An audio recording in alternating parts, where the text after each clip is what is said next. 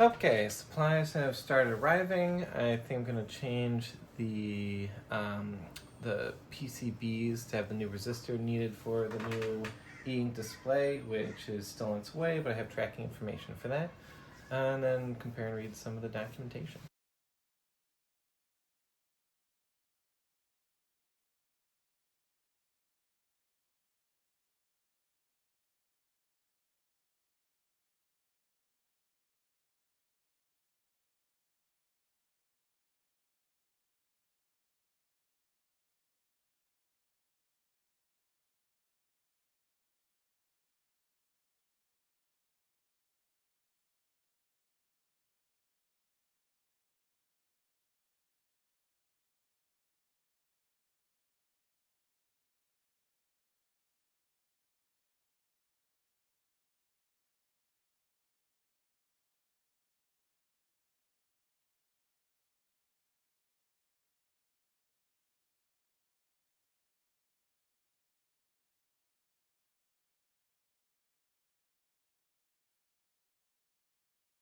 Okay, so lots of stuff come in. The things that have come in so far look good. The stuff looks all right.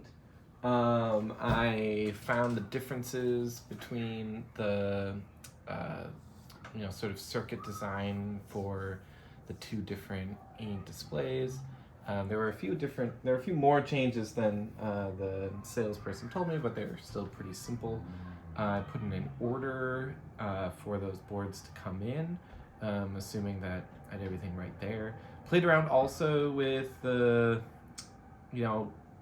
format of the boards more towards what it's going to look like in production. So ordering larger panels instead of individual ones, change the color to white. We'll see how those turn out. Also started looking at the documentation for the different circuits for the new boards, and looking at some of the sample code there.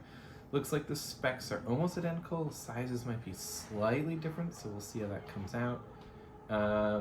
Also, there is more open source support for these, the newer drivers. So even found an example of another one online, but have to figure out how to do the 4-color grayscale, which is different than how most people use them.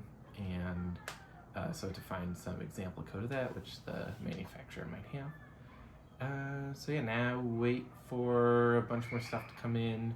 Maybe start playing around with those drivers, learning about the differences in the code. And I think, yeah, the parts are looking good. Almost everything's ordered. The battery changed slightly too, so I have a new one here, and it's working fine so far. I'll just test it with the charging and stuff like that.